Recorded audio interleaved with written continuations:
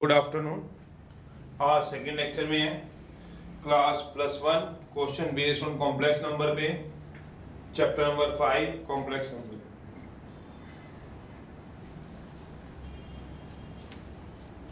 तो हमने कुछ बातें कल पढ़ी थी। कल बच्चा पूछता है जेड हम किसको कहते हैं, तो कॉम्प्लेक्स नंबर को हम डिनोट, तो आपकी बात बिल्कुल सही है। सी होता है कॉम्प्लेक्स की नोटेशन, जैसे एन नेचुरल नोटेशन होती है। इनका मतलब ही क्या होता है, नेचुरल नंबर 1 2 3। अब मैं x इक्वल टू 1 लूँ तो इसका मतलब 1 क्या हुआ, नेचुरल। पर इसका मतलब ये थोड़ा ना x से हम डिनोट करते हैं। कल एक बच्चा पूछ रहा था, आपने ये z लिखा हुआ है 2 + 3 आइटा या a + आइटा b, तो इसका मतलब क्या है वो बता दो। तो कल हम ये बात कह रहे थे, उस बच्चे को बाद में उसने टेलीफोनिकली पूछा था, मतलब ऐसी बात करके पूछा था म्यूट करके, n नेचुरल है मान लो 1 2 3। अब मैंने x इक्वल टू 1 ले लिया, तो 1 क्या है, नेचुरल। तो उसको रिप्रेजेंट किससे कर दिया, x से। तो इसका मतलब x नेचुरल को थोड़ा रिप्रेजेंट करा है। ये तो इसको एक natural number x equal to 2 natural, x equal to -1 integer, x equal to 0 whole, y equal to 3 natural number, y equal to 1/2 rational number, y equal to 1/2 rational number. तो ये चीजें होती हैं। तो हमारे पास अब ये क्या है इसमें, तो z मत करो। कॉम्प्लेक्स नंबर क्या होता है, 2 + 3 आएगा, 4 - 5 आएगा, 3 आएगा, 5। हर नेचुरल कॉम्प्लेक्स होता है 0 1/2।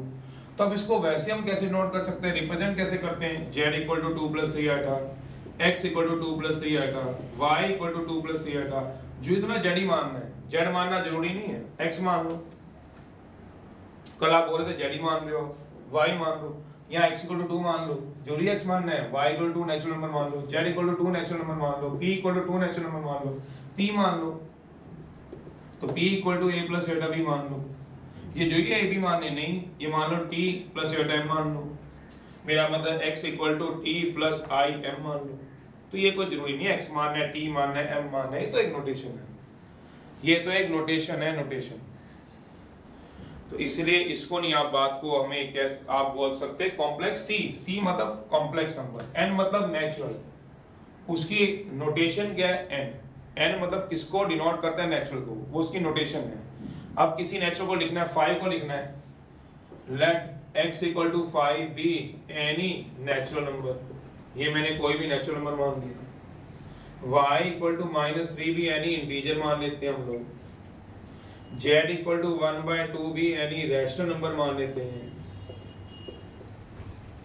p equal to a plus iota b any complex number मान लेते हैं।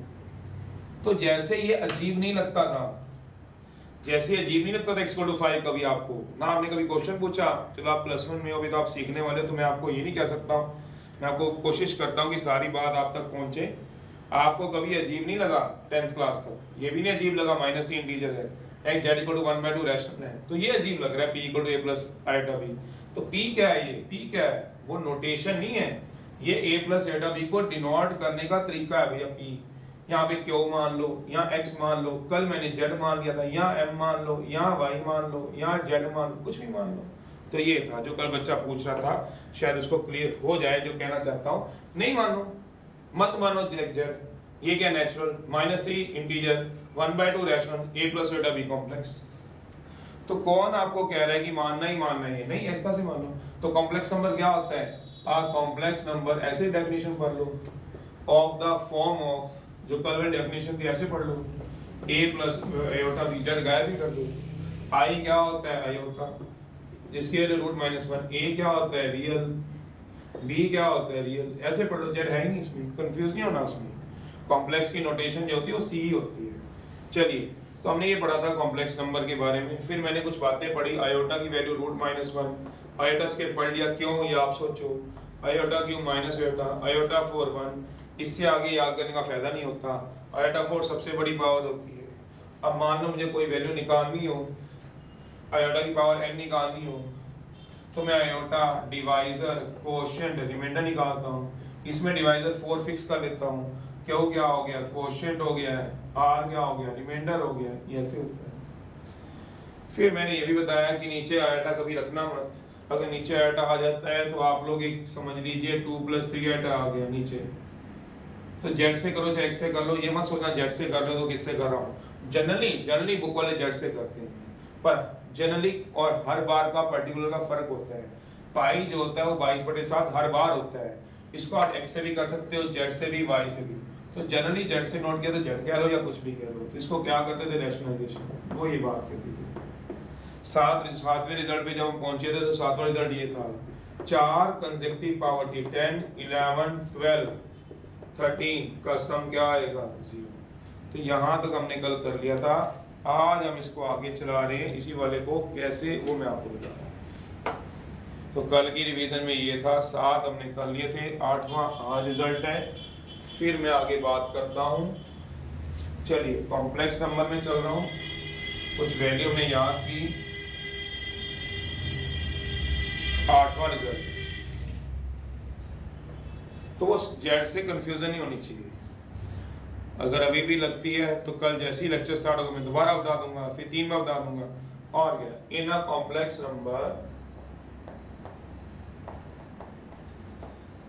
अब मैं फिर जेड लिख रहा हूं, मत लिखो a प्लस बीटा वाई, लिख लो a प्लस बीटा बी, लिख लो, मत लिखो जेड। जिसने लिखना x लिख लो, x equal to, y equal to लिख लो, z को लिखना है z इक्वल टू लिख लो।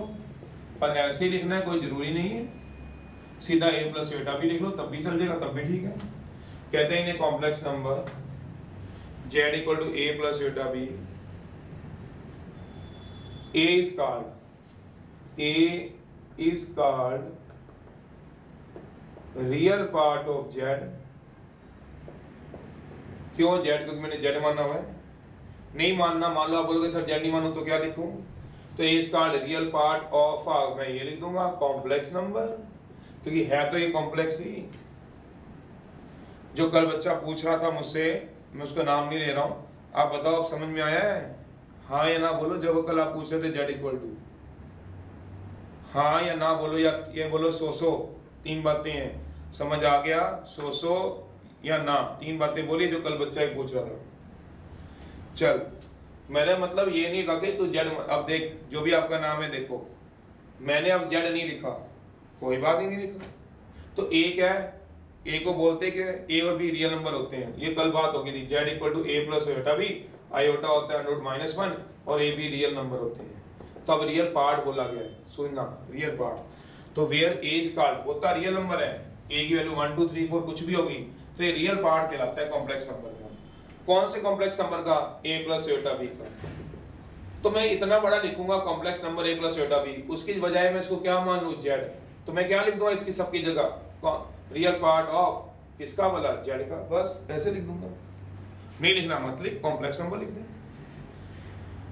चलिए, तो मैं क्या बोल रहा हूँ, 8वां रिजल्ट है complex number z equal to a plus iota b. आप कंफ्यूज नहीं होना, 2 प्लस, जैसे एग्जांपल है, अगर कंफ्यूज हो गया a और b से, जैसे एग्जांपल है z equal to 2 plus 3 iota है, तो हियर 2 क्या बोलते हैं, 2 equal to, 2 is called, 2 real number है, पर इसको बोला क्या जाता है, 2 को रियल पार्ट बोला जाता है इस पूरे कॉम्प्लेक्स नंबर का। किसका बोला, z का। अगर z नहीं कोई बच्चा लिखता तो मैं z छोड़ रहा हूँ यहाँ पे, ऑफ अ कॉम्प्लेक्स नंबर का। कौन से कॉम्प्लेक्स नंबर का, 2 प्लस 3 आयोटा का।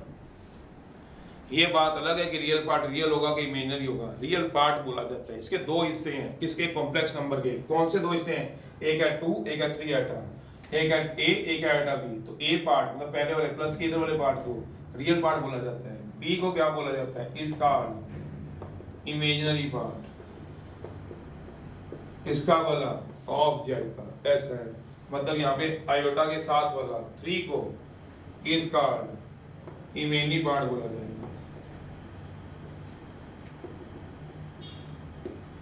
इसका वाला ऑफ कॉम्प्लेक्स नंबर का। ये तो अब आपको सोचना है, आपको इतना बड़ा लिखना है कि आपको जेड लिखना है, ये आपको सोचना है। टीचर को किसी भी स्कूल में कोई ऑब्जेक्शन नहीं है, एनसीईआरटी, एलिमेंट आरटी, कोई भी बुक को कोई ऑब्जेक्शन नहीं है। अब मैं तब आगे चलूंगा जब आप हाँ भरोगे, मेरी कोई जल्दी नहीं है।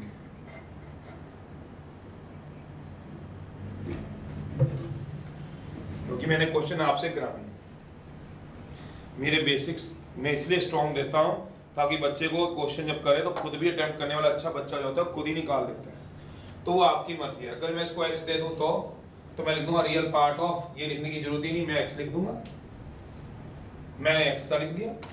अगर जेड लिखूंगा, जनरली जेड लिखा जाता है, तो मैं यहाँ पे क्या लिख दूंगा, जेड। तो आप समझ गए हो, बार बार एक बात नहीं बताने की कोशिश करनी।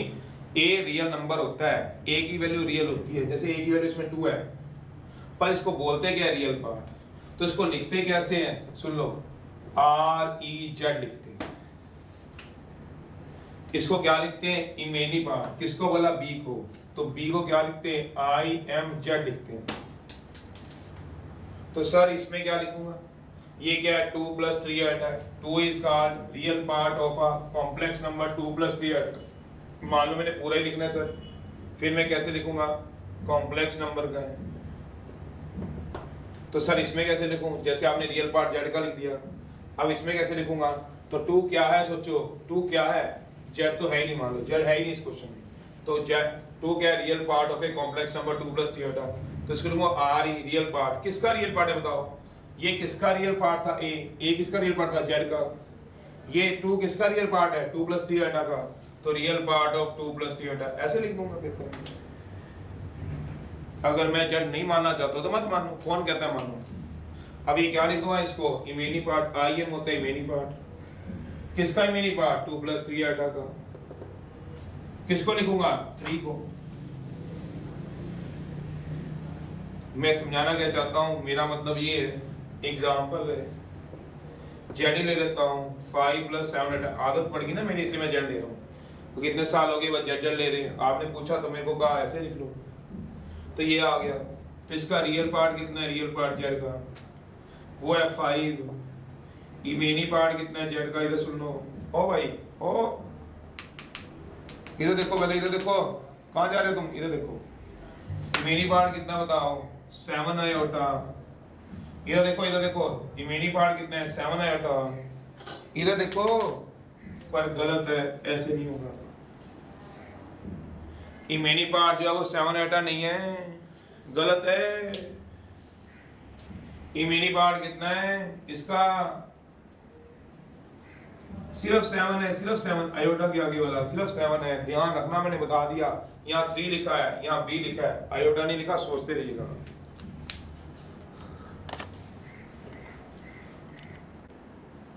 अब समझे हो जाकत, अब समझे हो क्या बात बताई है मैंने, दोबारा आ जाओ। मैंने कहा इन कॉम्प्लेक्स नंबर जेड मैंने मान लिया है equal to a + iota b. A real होता है, बी रियल होता है, ये अलग बात थी जो कल डेफिनेशन बता रही थी, पर ए को हम बोलते हैं real part of complex number, R E Z लिखते हैं, और बी को लिखते हैं card imaginary part of Z, I am Z लिखते हैं। फिर मैंने कहा 2 + 3 कॉम्प्लेक्स नंबर आया, जिसको मैंने आगे जेड नहीं माना, जेड छोड़ दिया, नहीं माना ही नहीं, तो मेरा 2 क्या आया, इसका रियल पार्ट, किसका, जेड का नहीं, ऑफ ए कॉम्प्लेक्स नंबर, किसका, 2 + 3। तो इसको लिखूंगा ऐसे पेपर में, आर ई 2 + 3। फिर 3 को क्या बोला गया, इसका are imaginary part of a complex number 2 + 3, तो आई एम 2 + 3। फिर यहाँ पे जेड इक्वल टू 5 + 7 है, तो रियल पार्ट कितना है जेड का, रियल पार्ट जेड का 5 है। इमेजिनरी पार्ट जेड का कितना है, 7 है, गलत हो, इमेजिनरी पार्ट कितना है, 7 है, मैं ये बता रहा हूँ। अब कुछ एग्जांपल फटाफट से लिख देता हूँ, आपका दिमाग स्ट्राइक कर जाएगा, दिमाग को भी ये कहना चाह रहा हूँ। चलिए अगला है, ये रब करना चाह रहा हूँ।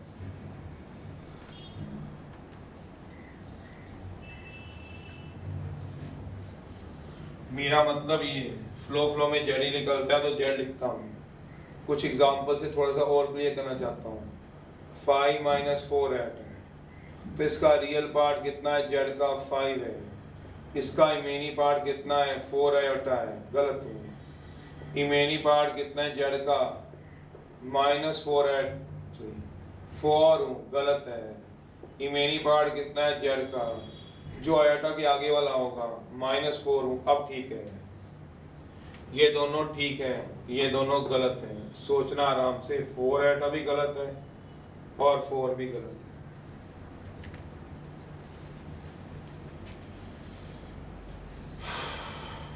अगला है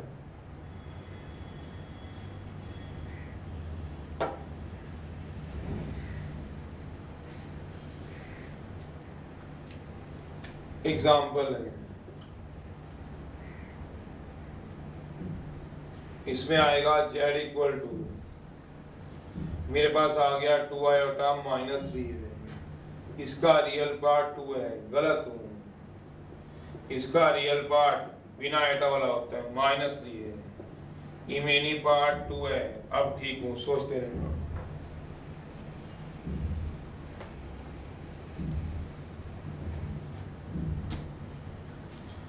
एग्जाम्पल है z equal to minus 5 iota है, इसको लिख सकता हूँ ये वाली चीज, तो इसका रियल पार्ट 0 है, इसका इमेनी पार्ट माइनस 5 है, सोचना।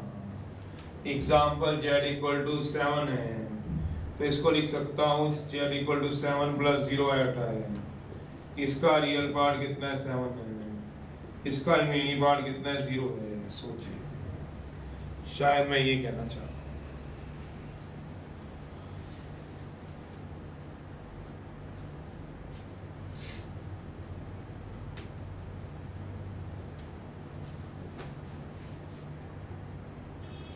चलिए अगला है 9th रिजल्ट है, दो कॉम्प्लेक्स नंबर तभी इक्वल होते हैं, समझ गए हो? तो काफी एग्जांपल दे दिए, गलतियां भी बता दी।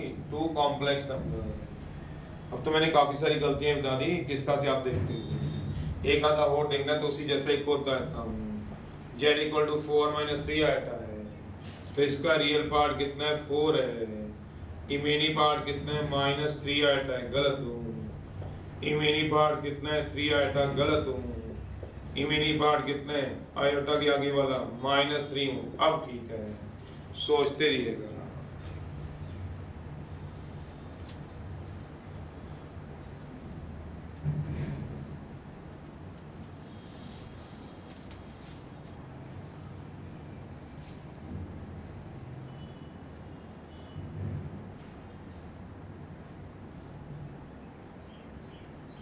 चलिए दो कॉम्प्लेक्स नंबर हैं,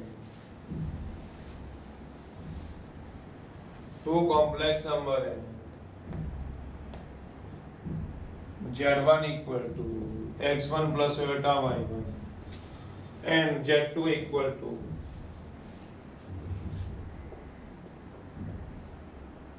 x2 plus iota y2 are said to be equal.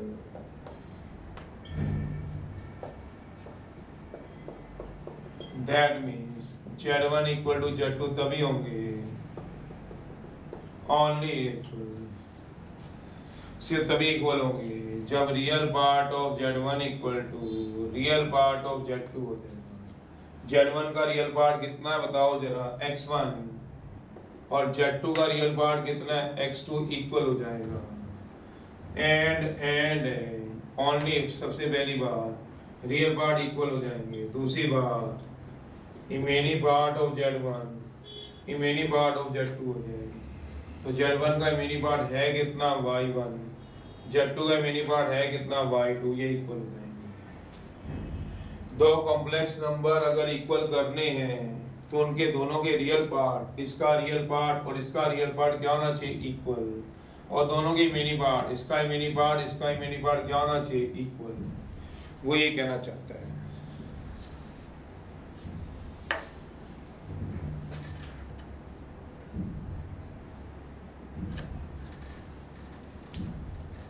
Last note है, फिर मैं एक्सरसाइज करा रहा हूं।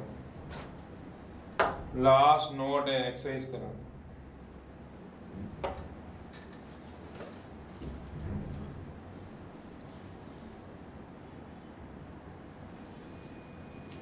नोट है, नोट। हमने 10th क्लास तक जो पढ़ा हुआ है वो गलत नहीं है, वो अधूरा पढ़ा हुआ है। देखना जरा मैं क्या बोल रहा हूँ। 10th नोट है, मतलब ये सिर्फ ये अगर आएगा एग्जाम में तो MCQ में पूछा जा सकता है। नोट है, ध्यान रखना इस बात को। हमने 10th क्लास तक पढ़ा हुआ है, root of a b root a root b होता है, सोच लो। मेरा मतलब अगर एग्जाम्पल करूं तो 2 इंटू ए का अंडर रूट 2 रूट ए पढ़ा हुआ है आपने, 3x है, रूट 3 रूट x पढ़ा हुआ है, सब पढ़ा हुआ है, पर रिजल्ट अधूरा है। ये तभी लग सकता है ओनली इफ, ये तभी लगता है ओनली इफ, ये नहीं पढ़ा हुआ 10th तक, क्योंकि 10th में रूट में नेगेटिव नहीं होता। Only if any one of, या कम से कम एटलीस्ट समझते हैं, एटलीस्ट का मतलब समझते ही होंगे, प्लस वन में हो अब तो प्लस वन बोल सकते हैं, कम से कम एटलीस्ट कम से कम एक चीज जरूर पॉजिटिव होगी, एटलीस्ट वन ऑफ ए और बी, ए या बी होगा, और का मतलब क्या होता है, या बी, ए या बी क्या होगा, पॉजिटिव, या तो ए पॉजिटिव होगा या क्या पॉजिटिव होगा, बी पॉजिटिव होगा, दोनों में से एक जरूर पॉजिटिव होगा, या तो ए पॉजिटिव होगा या फिर क्या पॉजिटिव होगा, बी। कहता है root a b root a into root b होता है, ये तभी पॉसिबल है जब कम से कम वन ऑफ ए या बी पॉजिटिव हो।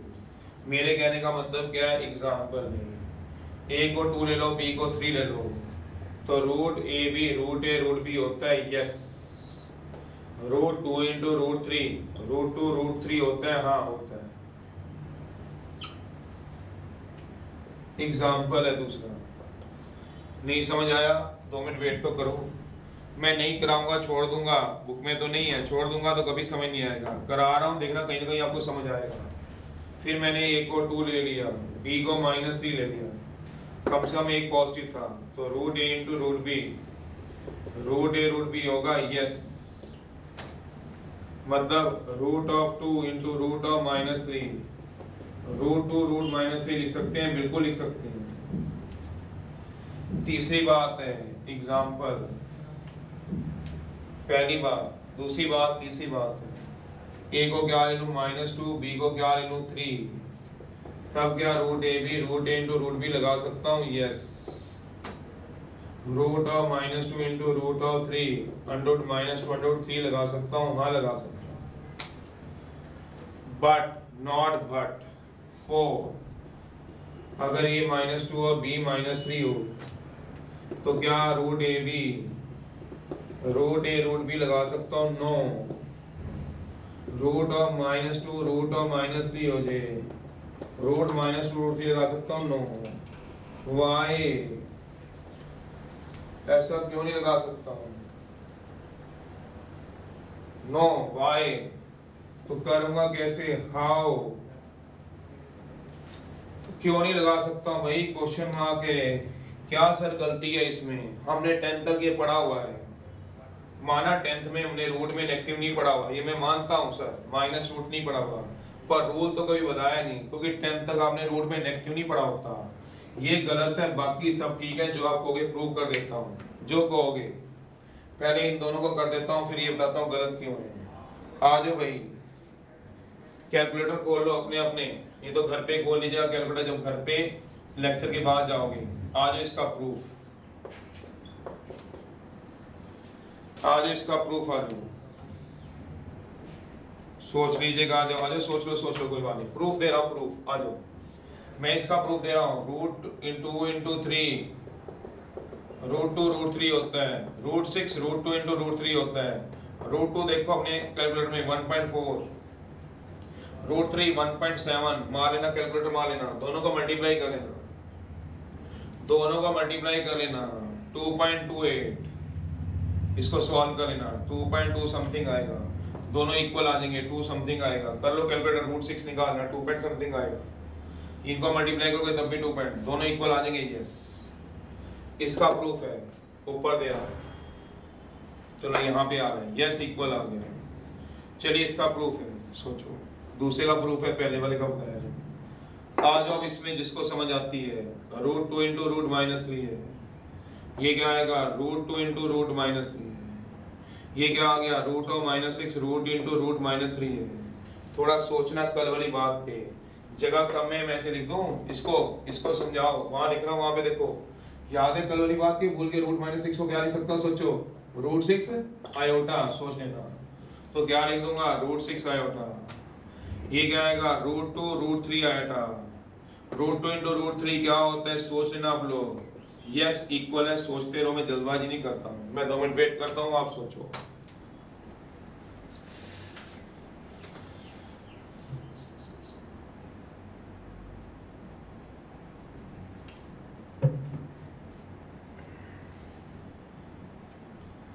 तो आप सोचो फिर मैं चलाऊंगा, दोबारा बता देता हूँ।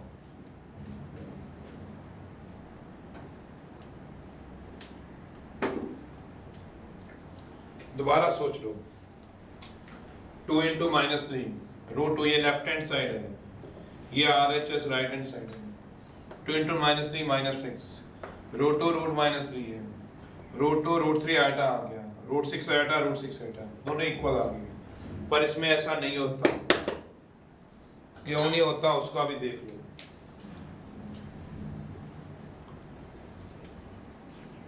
चलिए लेफ्ट में डालिए -2 इंटू -3 अंडर -2 अंडर -3, अगर समझने वाले होंगे तो -2 इंटू -3 क्या आएगा, √6 सोच लो, -2 -3 √6 आएगा, ये कितना आएगा √2 आएगा, ये कितना आएगा √3 आएगा।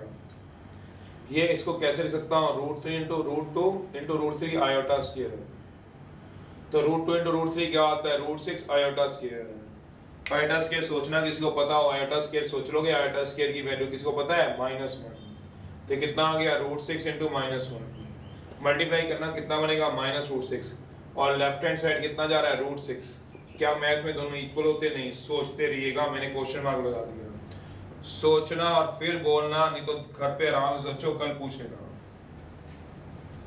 तो ये मैंने अपनी तरफ से नहीं बनाया, ये एनसीईआरटी में जरूर है, ये रिजल्ट है आरडी में भी है, एमसीक्यू में, क्या कि रूट ए रूट बी तभी होते हैं जब कम से कम एक पॉजिटिव होगा। दोनों पॉजिटिव चल जाएंगे, हाँ, ए पॉजिटिव चल जाएगा, हाँ, बी पॉजिटिव चल जाएगा, हाँ, दोनों नेगेटिव हो गए तो ये रूल लगता है, नहीं लगेगा। सर इसका रीजन तो समझा दो, बोल तो दिया आपने, मैंने कहा आ जाओ इधर, मैंने क्या बोला, -2 इंटू -3 है, तो रूट ऑफ -2 √3 गलत होता है, ये दोनों इक्वल नहीं होते।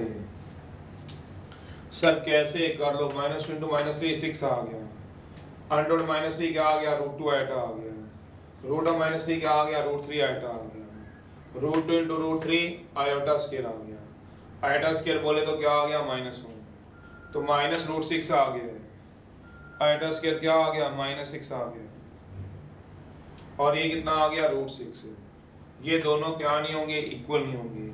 दैट्स वाई हमने ये बात कही है, इसलिए हमने इसको ये बात कह दी। ये तो आराम से नोट करो, आपका टाइम है, सोचते रहना, मैं एक्सरसाइज में चला रहा हूँ, किसी नाराजगी नहीं है, आराम से सोचो।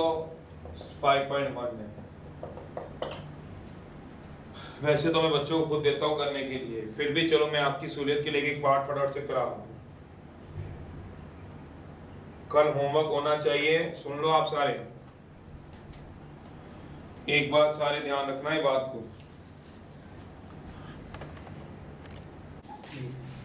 चलिए तो ये दिया हुआ है, जैसे मान लो इवेल्युएट करना था, -25 है। चलो एक मिनट को मेरी बात तो सुनो, अरे क्वेश्चन तो तुम सारे निकाल लो, मुझे पता है तुम्हारा। ये दिया -25, ये दिया -49, कहते हैं इवेल्युएट करो। तो मैं वैसे ही, चलो किसी की बात को खींच नहीं रहा हूँ, ना ही पकड़ रहा हूँ, मैं वैसे कह रहा हूँ, इसके आगे क्या जेड दिया हुआ है, क्वेश्चन तो तुम निकाल लोगे, मुझे पता है, नहीं है क्या, ये तो मुझे पता है, इतने सालों से मुझे पता चल जाता है कौन निकालने का कौन नहीं निकालेगा। बट मैं कह रहा हूँ इसके आगे जेड नहीं दिया हुआ, मैं एक चीज को समझा दूं, समझ लो पीछे पड़ गए या कुछ भी, आपको नहीं कह रहा हूँ, वैसे ही तो मैं मान लेता हूँ भैया लेट जेड इक्वल टू, तो क्या दिक्कत है, तुम्हारा हाथ जो होता है ना, टीचर के हाथ की बात अलग है, आप एक बार कर रहे हो, चलो ठीक है आपने कर लिया, टीचर के हाथ की बात क्या होती है, टीचर ने हर साल कितनी बार करना है, 3 बार 4 बार, आपने भी 3-4 बार करना है, पर एक साल, हमने 10 साल हो गए, 20 साल हो गए करते हुए, तो हमें जेड की आदत होती है, तो हम जेड मानते हैं, तो आप एक्स मान लो, ना मानो आपने तब भी कर लिया है, तो उसको नहीं हार्डली मैटर्स है। तो ये आ गया जेड इक्वल टू, ये कितना आ गया, 25 जगह 5 रूट जाएगा आयोटा 7 आयोटा, तो कितना हो गया 35 iota square. What is the meaning of iota square, -1 -35 answer. चलिए अगला सेकंड का सेकंड है, इवैल्यूएट करो, आप अपनी बुक में देखो, उसने जेड नहीं माना हुआ, सिर्फ आयोटा की पावर क्या कहा हुआ है, -79, तो let z equal to iota की पावर क्या आ गया, -79, 1 अपॉन आयोटा की पावर क्या आ गया, 79, ये आ गया।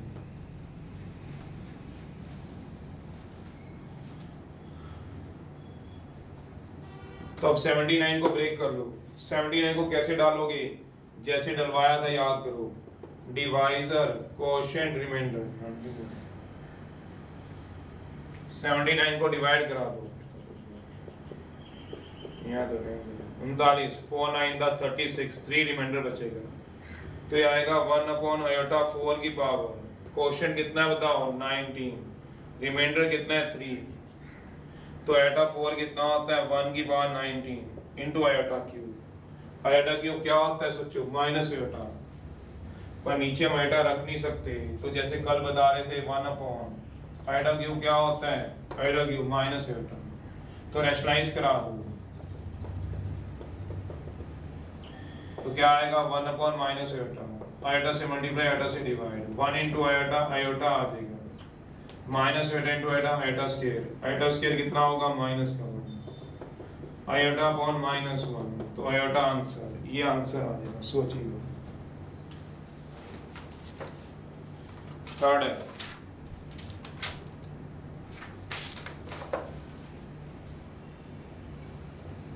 थर्ड का फर्स्ट है, जेड दिया हुआ है आयोटा की पावर 19, अगर कोई नहीं समझ आता तो खुद करो ना, अपने आप कराने थोड़ी ना है, खुद करो अपने आप। आयोटा की पावर 25 है,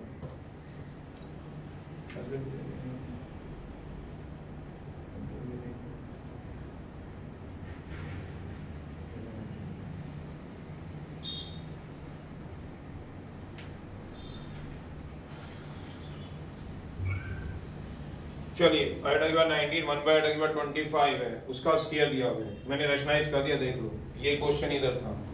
अब 19 को लिखना लिख लेता हूँ, कितना आ जाएगा आयोटा की पावर 19, 1 की पावर 25 आयोटा की पावर 25 का क्या आ गया स्क्वायर, आयोटा की पावर 4 4 दा 16 आयोटा क्यूब, 4 जो के 16 और 3 19, 1 की पावर 25 1 हो गया, आयोटा की पावर 25 आयोटा 4 की पावर 6 इंटू आयोटा हो गया का होल स्क्वायर, समझ गए हो, सीधा तोड़ लिया ना, जिसको नहीं तोड़ना आता ऐसे तोड़ लो, आयोटा डिवाइजर क्वोशिएंट रिमाइंडर, जिसको तोड़ना आ गया 19 को ब्रेक कर लेना, आज थोड़ा हाथ स्लो रहेगा ना आपका, अभी आपको ब्रेक नहीं करना आता, फिर भी नहीं आएगा कल दोबारा मेरे को बोल देना, कल के लेक्चर में दोबारा यही वाला क्वेश्चन समझना होगा, जो भी समझना होगा बता देना मेरे को, डाउट में समझा दूंगा, कोशिश करो समझने की, 19 को सीधा ब्रेक कर लो, अपने दिमाग से ब्रेक कर लो ना, जरूरी है घिचर पिचर करना भी, 19 को 4 से डिवाइड करूंगा, 4 चौके 16 3 19, तो ये क्या आ गया क्वोशिएंट, ये क्या आ गया डिवाइजर, ये आ गया रिमाइंडर, ऐसे कर लो फिर, तो क्या आएगा आयोटा डिवाइजर क्वोशिएंट रिमाइंडर, ऐसे कर लो, सीधा ही कर लो, आयोटा 4 कितना होता है 1, तो छोड़ ही दो ना यार, आयोटा क्यूब 1, नीचे कितना आ गया 1 की पावर 6 आयोटा का होल स्क्वायर, सोचो आयोटा 4 तो 1 ही होता है, तो छोड़ ही दो ना, तो क्या आ गया आयोटा क्यूब 1 बाय आयोटा की पावर कितना हो गया स्क्वायर था, तो दोनों का क्या ले लो एलसीएम ले लो, तो एलसीएम लोगे नीचे आयोटा आ जाएगा, आयोटा 4 प्लस 1 के पावर स्क्वायर आ गया, आयोटा 4 से सोचो कुछ होता होगा, आयोटा 4 कितना होता है आयोटा 4 1, सोचना आयोटा 4 की वैल्यू कितनी होती है सोचो 1 बाय आयोटा का होल स्क्वायर, 2 बाय आयोटा का whole square, 4 by iota square, iota square कितना होता है -1, डाल दीजिए -1, 4 बाय -1, तो -4 आंसर आ जाएगा, सोचो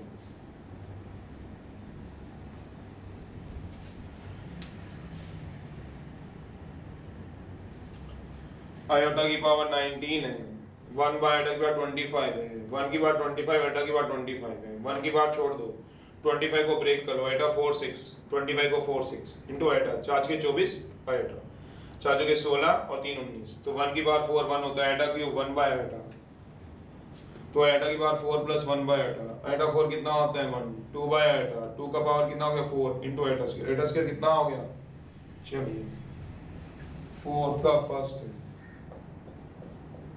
फाइंड करो, कितना फाइंड कराओगे,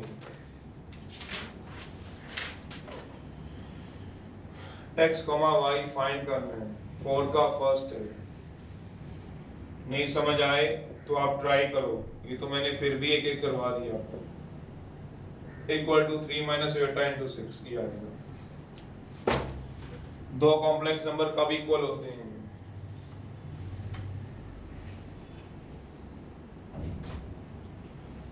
टू कॉम्प्लेक्स नंबर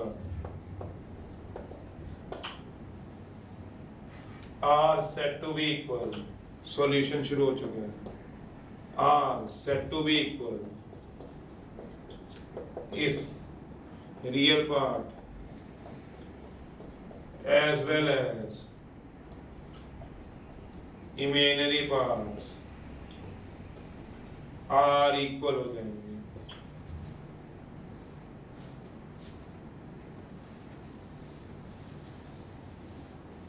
दोनों के रियल और इमेजिनरी पार्ट इक्वल हो जाएंगे। इसका रियल पार्ट कितना है 4x और इसका रियल पार्ट कितना है 3, देयरफॉर x हो गया 3/4 आंसर।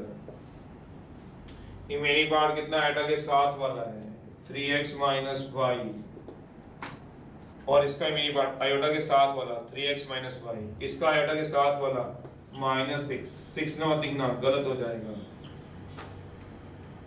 ये इसका क्या है रियल पार्ट, याद करो रियल पार्ट किसको बोलते थे आयोटा के बिना वाला 4x, इसका आयोटा के साथ वाला 3, तो x कितना हो गया 3 पार्ट और इसका इमेजिनरी पार्ट ढूंढना है तो क्या होगा इमेजिनरी पार्ट आयोटा के साथ वाला कितना है 3x माइनस वाई, आयोटा के साथ वाला कितना है 6 है, गलत हूँ 6 गलत है, 6 नहीं आएगा, 6 आयोटा भी नहीं आएगा, 3x minus y equal to 6 iota भी नहीं आएगा, गलत है, आयोटा नहीं आता इमेजिनरी पार्ट में, इमेजिनरी पार्ट लेना है। इमेजिनरी पार्ट क्या होगा आयोटा के साथ वाला 3x माइनस वाई और आयोटा के साथ वाला तो क्या आएगा -6। अब ठीक है -6 आएगा -6, पुट करा दो x को 3/4, पुट करा दो x को 3/4, जहां जहां x होगा 3/4 पुट करा दो, 3 into 3/4 minus y equal to -6, 6 को इधर ले जाओ 9/4 प्लस 6 इक्वल टू वाई, 24 और 9 34, 33/4 वाई। सोचते ये मतलब है इसका।